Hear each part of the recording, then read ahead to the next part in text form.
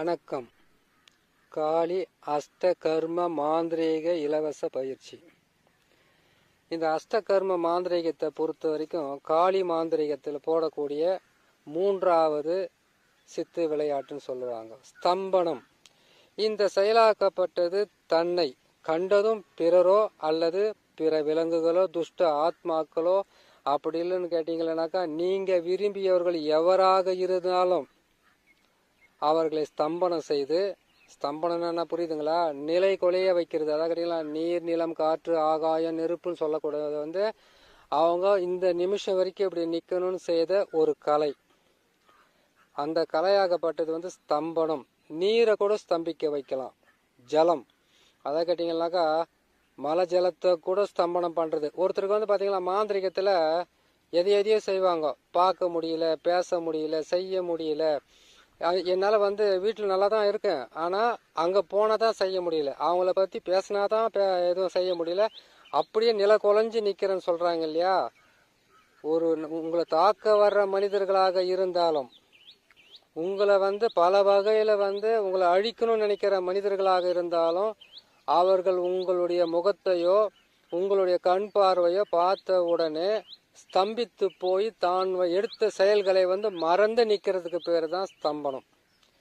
இப்போ புரிஞ்சிருக்கும்னு நினைக்கிறேன். ஏன்னு கேட்டீங்கன்னாக்கா, இந்த ஸ்தம்பனத்தை செய்து முடிக்கணும்னு கேட்டீங்கன்னாக்கா, இதற்கு உண்டான நாள் அப்படின்னு பார்த்தீங்கன்னாக்கா கண்டிப்பாக அஷ்டமி அன்னைக்கு செய்யுங்க. அஷ்டமி அன்னைக்கு உக்காந்து பொறுமையாக உக்காந்து நீங்கள் செய்யறதுக்கு ஆரம்பிங்க. ஸ்தம்பனம் என்பது சாதாரண ஒரு கலையே அல்ல. இந்த ஸ்தம்பனத்தை செய்யறதுக்கு அஷ்டமி நாள், அமாவாசை நாளும் இதுக்கு எந்த விதமான குறையும் இல்லாமல் உங்களுக்கு வசமாகும். ஒரு ஸ்தம்பனத்தை செய்யறதுக்கு அந்த நாள் என்ன பண்ணணும்னு கேட்டீங்கன்னாக்கா, முதல் நாள் நீங்கள் ஸ்தம்பனத்தை மாந்திரீகத்தை பிரயோகம் பண்றீங்க, அதை கற்றுக்க போறீங்க, அதை செய்ய போறீங்கன்னாக்கா, அந்த நாளில் நீங்கள் செய்ய வேண்டிய முக்கியமான விஷயம் என்னன்னு கேட்டீங்கன்னாக்கா, காலையில் செய்றீங்களா, காலையில் தான் செய்யணும். அப்போ ஒரு மனதோட குளிச்சுட்டு ஒரு மனதோட உக்காந்து ஸ்தம்பனன்றது ஒரு ஏதோ ஒன்று சொல்லிடுறோம் ஸ்தம்பனம் தானே அப்படின்னு நினைக்காதீங்க. அப்படி தவறி செய்தா உங்களுக்கு பல பிரச்சனைகளை ஸ்தம்பித்து போகும். அதை கேட்டீங்கன்னாக்கா, வருமானம் வருவது அப்படியே நிற்கும். தவறா பிரயோகப்படுத்த நினைக்கக்கூடாது. நேர்மையான முறையில் பயன்படுத்துங்க. அதை கேட்டீங்கன்னாக்கா, உங்களுக்கு ஒரு எதிரி இருக்கிறாங்க, அது அந்த எதிரியை அவங்கள நிலை கொலைய வச்சு அப்படி ஸ்தம்பிக்க வைக்க தப்பு இல்லை. அதே மாதிரி கேட்டீங்கன்னாக்கா, ஒரு துஷ்ட ஆத்மா, அந்த ஆத்மாவை நீங்க கட்டுப்படுத்துறதுக்காக ஸ்தம்பனம் செய்யறதுல தவறு இல்லை. ஆனா ஒருத்தரை ஏமாத்தி பணத்தை பறிக்கிறதுக்காகவோ இல்ல ஒரு பெண்ணினுடைய தவறான பெண் மேல இருக்கக்கூடிய மோகத்தினால தவறா செய்தீங்கன்னாக்கா, அது உங்களுக்கு ஒரு பெரிய பிரச்சனையை கொடுத்து அதன் மூலியமாக பல வகையில நீங்க கஷ்டத்தை அனுபவிக்கக்கூடிய ஒரு சூழ்நிலை. ஏன்னு கேட்டாக்கா, இச்ச ஆசைகளுக்கு மனதை பயன்படுத்தாதீங்க. இச்சை ஆசைனாக்கா தன்னுடைய சொந்த இச்சை ஆசைக்காக பயன்படுத்தாதீங்க. ஆனா இந்த கலையாகப்பட்டது மற்றவங்களுக்கு பயன்பட செய்யணும்.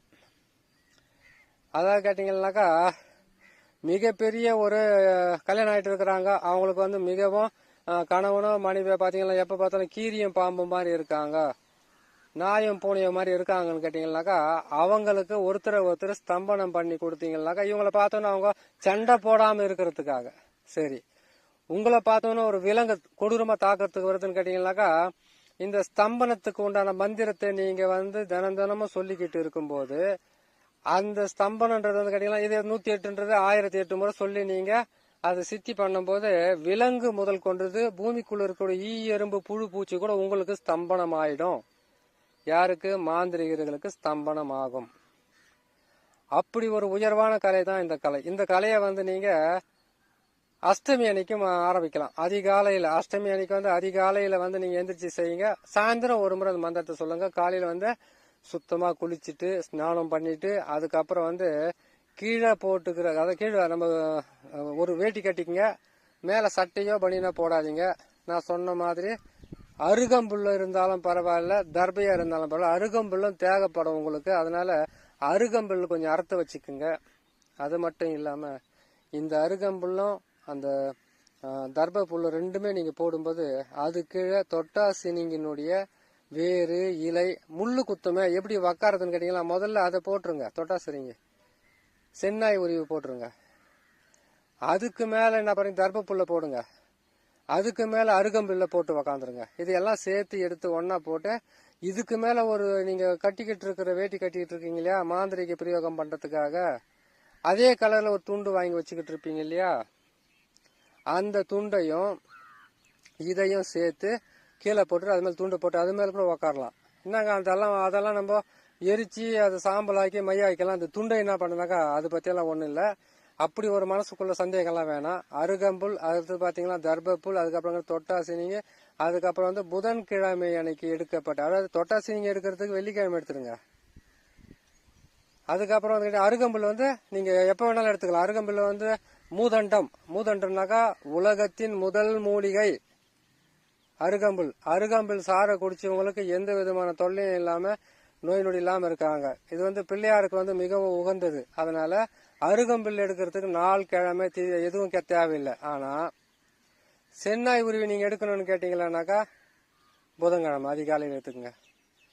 தொட்டாசி நீங்க எடுக்கணும்னு நீங்க முடிவு பண்ணிட்டீங்கன்னாக்கா வெள்ளிக்கிழமை எடுத்துருங்க.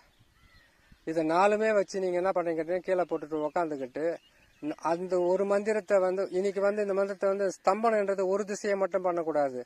4 திசை 8 திக்கு 16 கோணமும் ஸ்தம்பனாயன்னு சொல்றீங்க இல்லையா, அது வந்து கேட்டீங்கன்னாக்கா காளியை உனக்கு ஸ்தம்பனமாகி அதுக்கப்புறம் எனக்கு ஸ்தம்பனமானு சொல்றது வந்து இந்த எதுக்காக அந்த வார்த்தை சொல்றேன் கேட்டீங்கன்னாக்கா, காளி அஷ்டகர்ம மாந்திரிகத்துல அவங்களுடைய பேர் இல்லாம வரக்கூடாது. அதனால்தான். ஆனா இந்த ஸ்தம்பன சக்கரத்தை பொறுத்த வரைக்கும் இது எழுத்துக்களாக இருக்காது, எண்களாக இருக்கும். அந்த எண்ணை வந்து கரெக்டா போட்டு அந்த எண்ணுக்கு கீழே வரக்கூடிய கோடுகளில் நீங்க யார ஸ்தம்பனம் பண்றீங்களோ, யார ஸ்தம்பனம் பண்றதுக்காக செய்து கொடுக்குறீங்களோ அவங்களுடைய பேரு அதுல எழுதி அதுக்கு பிறகு நீங்க அவங்களுக்கு கொடுத்து அனுப்பலாம். ஸ்தம்பனம் மாந்திரிகத்தை முழுமையா கற்று முடிந்ததுக்கு அப்புறம் இந்த மந்திரத்தை வந்து முதல்ல கிழக்கு முகமா ஆரம்பிக்கிறீங்க, அடுத்தது மேற்கு முகமா ஆரம்பிக்கிறீங்க, அடுத்தது வடக்கு முகமாகவும், அதுக்கு அடுத்தது வந்து தெற்கு முகமாகவும் நீங்க ஆரம்பிக்கிறீங்க. ஒரே நாள்ல 4 முகமா உக்காந்து நான் சொல்லணுமா? அப்படி கிடையாது. ஒரு நாளைக்கு கிழக்கு பக்கம் காலையில உக்காந்தீங்க, மறுநாள் வந்து அதிகாலையில வந்து மேற்கு பக்கமா உக்காருங்க. மேற்கு நோக்கி மேற்கு பக்கம் உங்களுடைய முகம் இருக்கிற மாதிரி உக்காருங்க. அதுக்கு அடுத்தது வடக்க வந்து நீங்க பார்த்த மாதிரி உக்காருங்க. அதுக்கப்புறம் தெற்கு பார்த்த மாதிரி உக்காருங்க. 4 திசை 8 திக்கு 16 கோணம் தான் சொல்லியிருக்கோம். முதல்ல 4 திசையை வந்து நீங்க மந்திரத்தை சொன்னாவே அது 8 திக்கு 16 கோணமும் உங்களுக்கு ஸ்தம்பனமாகி உங்களுக்கு வேலை செய்ய ஆரம்பிச்சிடும். ஆரம்பிக்கிறது இதுக்கு வந்து நாள் தேவையில்லை. அமாவாசையா இருந்தா நல்லது, அடுத்தது அஷ்டமியா இருந்தா மிகவும் நல்லது. இந்த 2 நாள்ல நீங்க இதை துவங்கலாம். இதை துவங்குறதுக்கு முன்னாடி இந்த ஸ்தம்பனம் நீங்க மந்திரத்தை வந்து பிரயோகம் பண்ண கேட்டீங்கன்னாக்கா, அதே வாழை இலையில அரிசி மாவு செய்யறீங்க, தப்பு இல்லை. ஆனா அந்த இது மட்டும் நெய்வேத்தியம் மட்டும் கொஞ்சம் பூஜை போற பொருட்களை மட்டும் கொஞ்சம் மாத்திக்குங்க. வாசனை திரவியங்கள் கொஞ்சம் அதிகமா தேவைப்படும். ஸ்தம்பனன்றது வந்து உணவு பொருட்கள்லயே இனிப்பு கொஞ்சம் அதிகமா சேர்க்க வேண்டியதா இருக்கும். இனிப்பு, அதுக்கப்புறம் அந்த இனிப்புன்னு கேட்டீங்கன்னாக்கா இருக்கிறவங்க நெய்யில் இருக்கக்கூடிய நீங்க இனிப்பு பலகாரத்தோடு செஞ்சு வைக்கலாம். நெய் பொங்கல் கூட செய்து போடலாம். இல்ல என்னால முடியாது, நான் வந்து பேக்கரியில் இருக்கிற ஸ்வீட் கடையில் இருக்கிற ஸ்வீட் மேடம் வாங்கினாக்கா அது உங்களுடைய விருப்பத்தை பொறுத்தது, அதை பார்த்து செஞ்சுங்க. சரி, என்னால எதுவுமே முடியலனாக்கா அச்சு வெள்ளமாவது வாங்கி வச்சு செய்யுங்க. அச்சு வெள்ளம், பச்சரிசி இதெல்லாம் வச்சு செய்யுங்க. தாராளமா உங்களுக்கு முழுமையான பலன் கிடைக்கும். சரி, 4 திசைக்கு உக்காந்து உங்களுக்கு நான் சொல்லிட்டேன். 8 திக்குக்கும் 16 கோணத்துக்கும் அது வந்து உங்களுக்கு ஸ்தம்பனம் ஆகுமோ சொல்லியாச்சு. முதல்ல கிழக்கு முகமா உக்காரும் போது நெய்வேத்தியம் போறது எப்படின்னு கேட்டீங்கன்னாக்கா, நீங்க கிழக்கு முகமா உக்காடுறீங்க, உங்களுக்கு வந்து பாத்தீங்கன்னாக்கா நெய்வேத்தியன்றது உங்களுக்கு முன்பக்கமா இருக்கணும், பின்பக்கமா இருக்க கூடாது. அந்த காளியினுடைய உருவ சிலை செய்ய சொல்லியிருக்கணும் இல்லையா, நானு அதாவது பச்சரிசியில செய்ய சொல்லியிருக்கோம் இல்லையா, அதை நீங்க முன்னாடி வச்சுட்டு செய்யுங்க. அதுக்கு அடுத்ததாக நீங்க 4 திசையில கிழக்கு முகமா பார்த்தா நீங்க உக்காந்தாலும் உங்களுக்கு எதிர்க்காதான் அந்த நெய்வேத்தியம் இருக்கணும்.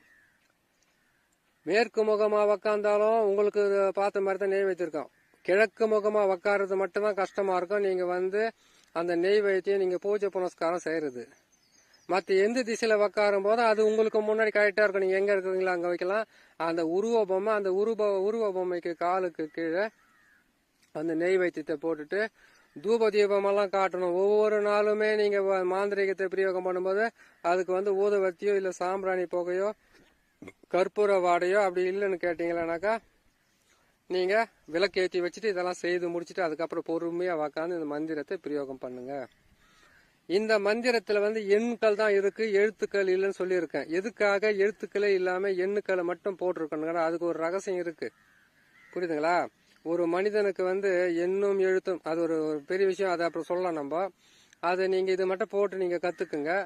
இதுக்கு காளியினுடைய மந்திரத்தை நம்ம போட்டிருக்கோம். காளி மந்திரத்தை வந்து 108 முறை பிரயோகம் பண்ணணும் அதிகாலையில. மாலையில வந்து நீங்க உணவு என்பது வந்து மாமிசம் கலந்த உணவாக போட்டு அதுவும் 108 முறை செய்யலாம். காலையில ஒரு இடத்துல செய்துட்டு மாலையில மற்ற இடத்துல மாத்தி உக்காந்து செய்யலாமா? செய்யக்கூடாது. ஏன்னு கேட்டீங்கன்னாக்கா காலை மாலை இரண்டுமே ஒரு மனிதனுக்கு மிகவும் அவசியம். அதனால காலையில நீங்க எங்க உக்காந்து செய்றீங்களா அதிகாலையில அதே இடத்துல நீங்க உக்காந்து மாலையிலயும் செய்யுங்க. இதுல நீங்க மாற்றி செய்யக்கூடிய ஒரே ஒரு வேலை கேட்டீங்கன்னாக்கா அந்த நீங்க பூஜை போடுறீங்க இல்லையா, நெய்வேத்தியம் பண்றீங்க இல்லையா, அந்த நெய்வேத்தியம் மட்டும்தான் மாற்றமாக இருக்கணும். மற்றபடியெல்லாம் நீங்க எப்படி உக்காந்து செய்றீங்களோ அப்படியே செய்யலாம். முக்கியமாக ஸ்தம்பனம் செய்யக்கூடிய ஆணா இருந்தாலும் பெண்ணாக இருந்தாலும் தீட்டு படக்கூடாது. காளிக்கு கூடவா தீட்டு படக்கூடாது? அப்படி பார்த்தாக்கா காளிமா தாய் வந்து தீட்டாவாதே இருந்திருப்பாங்களா? அவங்க தெய்வத்தை வந்து நம்ம சோதனை பண்ணி பார்க்க கூடாது. அப்படி ஒரு கேள்வி மனிதனுக்கு வரும். எனக்கே வருதுன்னா உங்களுக்கு வராதா? கண்டிப்பா வரும். அந்த மாதிரி இருக்கும்போது நீங்க தீட்டு படாம இருந்து செய்தீங்கன்னா ரொம்ப நல்லது. நான்வெஜ் சாப்பிட்றதுல தவறு இல்லை. நான்வெஜ் வந்து படையல் போட்டுட்டு அதுக்கப்புறம் சாப்பிட்றதுக்கு ஆரம்பிங்க. நேற்று சொன்ன மாதிரி படையல் போடும்போது வந்து மிகவும் எச்சரிக்கையாகவும் மிகவும் கவனமாகவும் நீங்க போடணும். எப்படி போடணும்னு கேட்டீங்கன்னாக்கா படையலை போட்டுட்டீங்கன்னாக்கா அந்த படையலை வந்து முதல்ல ஒரு தண்ணியை தெளிச்சுட்டு ஒரு பிடி அன்னமோ ஒரு பிடி மாமிசம் கலந்த உணவையோ எடுத்து அந்த உருவ பொம்மை செஞ்சீங்க இல்லையா, அந்த உருவ பொம்மைக்கு பக்கத்துல வச்சுட்டு அதற்கு பிறகு அந்த இலைய கொஞ்சம் தூரமா இழுத்து அதுக்கப்புறம் உக்காந்து சாப்பிடுங்க. உங்களுக்கு நல்லது. கடவுளுக்காக போட்டது, உங்களுக்கு ஒரு கலையை கத்து கொடுக்கறதுக்காக போட்ட அந்த இலையில அப்படியே உக்காந்து சாப்பிடாதீங்க. அது அவ்வளவு நல்லதா இருக்காது. நீயும் நானும் ஒன்னா அப்படின்றது வந்து ஏன்னு கேட்டீங்கன்னாக்கா நீங்க வணங்குறது ஆக்ரோஷமான தேவி. நீங்க பணிஞ்சு போனீங்கன்னாக்கா அவங்க உங்க மேல வந்து கருணை மட்டும் இல்ல உங்களுக்கு பல வகையான நன்மைகளும் செய்வாங்க. இல்ல துணிஞ்சவனுக்கு துக்கம் இல்ல பயந்தவனுக்கு வாழ்க்கை இல்லைன்ற தைரியமா செய்ய ஆரம்பிச்சீங்கன்னாக்கா அவங்க உங்களை பயமுறுத்த ஆரம்பிப்பாங்க. பல வகையில இன்னல்களும் சுமைகளும் கஷ்டங்களும் வேதனைகளும் தொடர்ந்து கொடுத்துக்கிட்டே இருப்பாங்க. நான் பல பேரை பார்த்திருக்கேன். மாந்திரிகத்தை வந்து கையால தெரியாம கையாண்டு பல வகையில வந்து சீரழிஞ்சு போனவங்களை பார்த்திருக்கேன். அதனால செய்யறது வந்து மனசார நான் சொல்லி கொடுக்கறேன். நீங்களும் வந்து மனப்பூர்வமா கத்துக்குங்க. கத்துக்கிறதுக்கு முன்னாடி நீங்க ஒவ்வொரு நாளும் செய்ய வேண்டிய விஷயமே குளிக்கிறோம், எந்திரிக்கிறோம், மாந்திரிகத்தை கத்துக்கிறோம். இந்த மாந்திரிகத்தை எப்படி பிரயோகம் பண்ண எப்படி பண்றதெல்லாம் மாந்திரிகர்ன்றது வந்து மத்தவங்க தான் சொல்லணும். உங்களை நான் ஒரு மந்திரவாதின்னு நீங்களே சொல்லிக்கிட்டு இருக்க கூடாது. நீங்க தொட்டது தொலங்கனாவோ சொன்ன வார்த்தை பலிதமானாவோ நீங்க மந்திரவாதி தான். அந்த வார்த்தைகளும் பலிதமாகறதுக்காகவும் நீங்க செஞ்சு கொடுத்து ஒன்னொன்னு வந்து மக்களுக்கு நல்லதுக்காகவும் அதான் கேட்டீங்கன்னாக்கா தவறான உறவாக இருந்தா சேர்த்து வைக்காதீங்க. முக்கியமான விஷயம். தவறான உறவுன்னு கேட்டாக்கா அதாவது பசிக்குதுன்றதுக்காக எது வேணாலும் நம்ம ஆகாரமா உண்றது தப்பு இல்லை. அதுக்காக அருவருப்பான சில விஷயங்களை வந்து மாந்திரிகத்துல வந்து செஞ்சிடாதீங்க. முக்கியமா மாரணத்தை தொடாதீங்க. மாரணத்தை தொடறதுனால மாரணத்துக்கு உண்டான சக்கரமோ மந்திரமோ எளிமையான முறையில உங்களுக்கு நான் போட்டுடுறேன். நீங்களும் அதை பாத்துருங்க. ஆனா மாரணம் செய்வது வந்து நம்மளுக்கு வந்து அவ்வளவு சிறந்ததாக இருக்காது. மாரணம் செய்தவங்க நிறைய பேரு இருக்கிற இடம் தெரியாம வாழ்ந்த வாழ்க்கையும் இல்லாம மறைஞ்சு போயிருக்கிறது நான் பார்த்திருக்கேன். அதனால சக்திக்கு ஆகாத சில விஷயங்களை செய்யாத. சிவனுக்குள் சக்தி அடக்கம், சக்திக்குள் சிவன் அடக்கம். அந்த சக்திக்குள்ள வந்து இந்த உலகத்தில் இருக்கக்கூடிய எல்லா தேவதைகளும் அடக்கம். துஷ்ட ஆத்மாக்கள் முதல் கொண்டிருந்து ஆக்ரோஷ தெய்வங்கள் முதல் கொண்டிருந்து அமைதியான தெய்வமோ சாந்த சுரூபமான தெய்வமோ மொத்தமே சக்திக்குள்ளதான் அடங்கும்.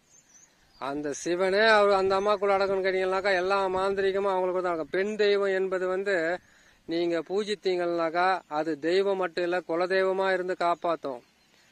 ஏன்னு கேட்டீங்கன்னாக்கா, பெண்களை வணங்குறதும் பெண் தெய்வத்தை வணங்குவதும் கரெக்டான முறையில செய்தா உங்களுக்கு கை மேல் பலன் வந்து அதிகமா கிடைக்கும். இந்த அம்மாவை வந்து நீங்க வணங்குறீங்க, காளிமா தாயினுடைய அஷ்ட கருமத்தையும் நீங்க பிரயோகம் பண்றதுக்காக நான் ஒவ்வொன்றும் போடுறேன். அதை நீங்க பாக்குறீங்க, செய்றீங்க. இச்சா ஆசை இருக்கக்கூடாதுன்னு ஏற்கனவே உங்களுக்கு சொல்லியிருக்கிறேன். இச்சா ஆசைன்னு கேட்டாக்கா உங்களுடைய விருப்பத்துக்காக யாரையுமே நீங்க ஸ்தம்பனம் பண்றதோ வசியம் பண்றதோ இல்லைன்னு கேட்டீங்கன்னாக்கா, இதை செஞ்சு அவங்கள வந்து நம்ம ஏதாச்சும் செய்யணும்னு நினைக்கிறதோ, அழிக்கணும்னு நினைக்கிறதோ, திருடணும்னு நினைக்கிறதோ, பொய் சொல்லணும்னு நினைக்கிறதோ, அபகரிக்கணும்னு நினைக்கிற எண்ணம் ஒரு துளி கூட இருக்கக்கூடாது. கஷ்டம் என்பது மனிதனுக்கு காலப்போக்கில் வந்து போற ஒரு சின்ன பிரச்சனை தான். அது 1 வருஷமா இருக்கலாம், இல்ல 2 வருஷமா இருக்கலாம். பல நாளா கஷ்டத்துல தான் இருக்கிறோங்க, நாங்க என்ன பண்றது? அப்ப என்ன பண்ண கேட்டீங்கன்னாக்கா, கஷ்டத்தை கொடுத்த கடவுள் அதை தீர்க்கறதுக்கு ஒரு வழியும் கொடுப்பாரு. அந்த வழியை நோக்கி நீங்க போயிருக்க மாட்டீங்க, நானும் போயிருக்க மாட்டேன். இதுதான் அதனுடைய விஷயமே. கடவுள் கொடுக்க காத்துக்கிட்டு இருக்கிறாரு. ஆனா அவர் நம்மளுக்கு என்ன விதி கொடுத்துருக்கிறாரோ அந்த பாதையில போனோம்னா வெற்றி என்பது வந்து ஈஸியாவே கிடைக்கும். சரி, இது நீங்க உக்காந்து செய்யறதுக்கு உண்டான வழியும் சொல்லியாச்சு, விளக்கம் ஏற்றி வச்சுட்டு செய்யணுன்றது சொல்லியாச்சு. விளக்குன்றது வந்து பாத்தீங்கன்னாக்கா, நீங்க நல்லெண்ணெய் ஊத்தலாம், நெய் தீபமாக ஏத்திக்கலாம். சரி, ஒரு குறை ஒண்ணு இருக்குது. நெய் தீபத்தை நீங்க காலையில ஏத்திட்டீங்கன்னாக்கா, இது வந்து விடிய காலம் ஏத்திட்டீங்கன்னாக்கா மறுநாள் அதை தொடர்ந்து எரிஞ்சுக்கிட்டே இருக்கணுமா? அப்படியெல்லாம் கிடையாது. நீங்க சாமியை கும்பிட்டதுக்கு பிறகு உங்களுக்கு விருப்பம் வந்தாக்கா அது வந்து விளக்கை, அதான் உங்களுக்கு வந்து எண்ணெய் நிறைய இருந்தாவோ இல்லை நெய் நிறைய இருந்தாவோ நீங்க வச்சுட்டு போங்க. அப்படி இல்லைன்னு கேட்டீங்களானாக்கா, உங்க கையால வந்து இந்த செண்டு மல்லி இருக்குது, பூ என்ன இருக்கு இல்லையா, அப்போ எந்திரிச்சு மந்திரமெல்லாம் சொல்லிட்டு வெளியில போகும்போது உணவெல்லாம் சாப்பிட்டுட்டு போகும்போது உங்களுக்கு இருக்கட்ட பரவாயில்ல அணைக்கலான்னு கேட்டீங்கன்னா அந்த பூவை எடுத்து அணைச்சி வச்சுட்டு கையெடுத்து கும்பிட்டு நீங்க போகலாம். ஏன்னு கேட்டீங்கன்னாக்கா, மாந்திரிகம் கத்துக்கிறது ஒரு காலத்துல வந்து என்ன சொன்னாங்க கேட்டீங்கன்னாக்கா, நீ ஏத்தனை விளக்கு அணையவே கூடாது, நீ கடைசி வரைக்கும் அதை பார்த்துக்கினே வாழ்க்கை போயிடும். எந்த வேலை செய்ய முடியும்? வேலையும் செய்யணும். இப்ப இருக்கிற இந்த உலக காலகட்டத்துல வேலையும் செய்யணும், தொழிலும் செய்யணும், குடும்பத்தையும் காப்பாற்றணும். அந்த குடும்பத்தை காப்பாற்றணும், மற்றவங்களை காப்பாற்றுறதுக்காக அந்த மாந்திரிக கலையும் கத்துக்கணும். இந்த கலையாகப்பட்டது மிகவும் எளிமையா தான் போட்டிருக்கேன். ரொம்ப கஷ்டமா சக்கரமெல்லாம் போடல, எளிமையான சக்கரங்களை போட்டிருக்கேன், பயனுள்ள சக்கரங்களா போட்டிருக்கேன். அந்த சக்கரத்துக்குள்ள எழுத்து இருக்கு, அந்த எண்ணுக்களை வந்து விட்டுட்டு அந்த எண்ணுக்களை போடணும். போட்டு முடிச்சுட்டு அந்த கோடு வருது பாத்தியா, அந்த கோடுல தான் நீங்க யாரை வந்து ஸ்தம்பனம் செய்ய போறீங்களோ அவங்களுடைய பேரை எழுதணும்னு ஏற்கனவே சொல்லியிருக்கேன். அந்த எண்ணுக்களை பாத்துக்குங்க. அதுக்கப்புறம் கேட்டீங்கன்னாக்கா, அந்த எண்ணுக்கள் எங்க இருக்கோ அந்த எழுத்துக்கள் அதுக்கு கீழே வந்து 4 கோடு மாதிரி வருது இல்லையா, அந்த கோட்ல எங்க வேணாலும் பேர் எழுதிக்கலாம். இணைக்கிறதுக்கு ஆண் பேரோ பெண் பேரோ, அவசியத்துக்கு போட்ட மாதிரி பேரை மாத்தி மாத்தி போடணுன்ற அவசியம் எல்லாம் கிடையாது. ஸ்தம்பனத்துக்கு இவங்க பேரை எழுதிட்டு அவங்க பேரை எழுதலாம், அவங்க பேரை எழுதிட்டு இவங்க பேரை எழுதலாம். அந்த தகுடை மடிக்கும் போது எல்லாமே ஒண்ணு சேர்ந்துக்கும், வாசனை திரவியம் எல்லாம் போட்டு. அதுக்காகத்தான் இந்த தகுடு, இந்த சக்கரத்தை நான் போட்டிருக்கேன். நீங்க தகுட்டுல எழுதி இந்த சக்கரத்தை வச்சுக்குங்க. வச்சுக்கிட்டீங்கன்னா மிகவும் உங்களுக்கு உதவியாக இருக்கும். அது மட்டும் இல்லாம வாசனை திரவியம்ன்றது வந்து புணுக்கு, கஸ்தூரி, அதுக்கப்புறம் பாத்தீங்கன்னாக்கா சவ்வாது, இதையெல்லாம் வாங்கி வீட்டுல வச்சுக்குங்க. வீட்டுல வச்சுக்கிட்டு இருந்தா தான் நல்லா இருக்கும். இல்லாட்டி முக்குடல்னு கேளுங்க, முக்குடல் கொடுத்தாங்கன்னா வாசனையில உள்ள எல்லா திரவியமும் சேர்த்து முக்குடல் ஒன்று கொடுப்பாங்க. அதை வாங்கி வச்சுக்கிட்டு இந்த சக்கரத்துங்களுக்கு நீங்க பயன்படுத்துங்க. சரி ஆச்சா. அடுத்தது வந்து மந்திரத்தை பிரயோகம் பண்ணும்போது நீங்க உக்காந்துக்கிட்டு இருக்கிறீங்களா அந்த ஆசனம், இந்த மந்திரத்தை பிரயோகம் பண்ணும்போது அந்த மந்திரத்தை 108 முறை நீங்க சொல்றீங்க, கரெக்டுங்களா? அந்த 108 முறை சொல்லும் போது உங்களுடைய கவனச்சிதறல் இருக்கக்கூடாது, சத்தமோ கூசலோ இருக்கக்கூடாது. வீட்டுல வந்து ஒரு பக்கம் செல்போனை பாத்துக்கின்னு, ஒரு பக்கம் டிவியை பாத்துக்கின்னு, ஒரு பக்கம் வீட்டுல பசங்கெல்லாம் வந்து சத்தம் போட்டுக்கிட்டு ஒரு அமங்கலம் பாத்துக்கணும், அந்த மந்திரத்தை சொல்ல முடியாது. அதுக்குதான் அதிகாலையில 3:30 மணிக்கு எந்திரிங்க, கொஞ்சம் சத்தம் இல்லாம பொறுமையா இருக்கும். சரி இல்லைங்க, 3:30 மணிக்கு ஏதாவது எங்க வீட்டு பக்கத்துல ஃபேக்டரி இருக்குது, எங்க வீட்டு பக்கத்துல வந்து ஒரு குழா போட்டிருக்காங்க, ஜனமெல்லாம் வராங்க போறாங்க, சத்தமா இருக்குதுனாக்கா தனி ஒரு இடத்தை வந்து இந்த மந்திரத்தை பிரயோகம் பண்றதுக்காக தனியா ஒரு இடத்த வந்து நீங்க முடிவு பண்ணி செய்யுங்க. ஸ்தம்பன மந்திரம் என்பது வந்து முதல்ல நீங்க அந்த தேவிக்கு அந்த மந்திரத்துக்கு ஸ்தம்பனம் ஆயிடுங்க. அந்த மந்திரத்தை சொல்லும் போது உங்களையும் மறந்து நீங்க அந்த காளிமா தாய்க்கு நீங்க அடிமையானாதான் உங்களுக்கு அந்த கலை மொத்தமே அடிமையாகி நீங்க செய்யறது எல்லாமே பலிதமாகும். ஒரு வேலை செய்யறதுக்கு முன்னாடி 100 முறை யோசனை செய்யுங்க. செய்ததுக்கு அப்புறம் ஒரு முறை கூட யோசனை செய்யாதீங்க, சரிங்களா? மிகவும் நல்ல சக்கரத்தையும் மிகவும் நல்ல மந்திரத்தையும் நான் போட்டிருக்கேன். இதை பார்த்து பொறுமையாக செய்யுங்க. அஷ்டமி நாளும் அமாவாசை நாளும் ஸ்தம்பனம் செய்வதற்கு உகந்த நாளாக இருப்பதினால் அதுக்கு 4 கிழமையெல்லாம் தேவையில்லை. அந்த அஷ்டமி அடுத்தது அமாவாசை இந்த 2 நாள்லயே நீங்கள் பயன்படுத்த முதல்ல பயன்படுத்துறது மட்டும்தான் அந்த நாள். இந்த சக்கரத்தையும் அந்த மந்திரத்துங்களை முதல்ல பயன்படுத்துறது தான் அந்த நாள். அதற்கு பிறகு 4 கிழமையெல்லாம் தேவையில்லை. அதிகாலையும் மாலையில மட்டுமே நீங்கள் செய்துக்கிட்டு வரலாம்.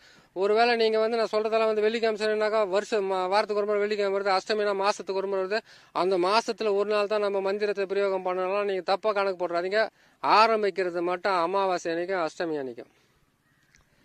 மற்ற நாளில் தினமும் செய்து 108 முறை ஒரு நாளைக்கு காலையில் சொல்லிட்டீங்களா, மாலையில் 1008 சொல்லி சித்தி ஆன உடனே நீங்கள் அமைதியாக ஆகலாம். அதுக்கப்புறம் நீங்கள் பிரயோகம் பண்ணுறதுக்கு ஆரம்பிக்கலாம். ஒன்றும் தப்பே கிடையாது.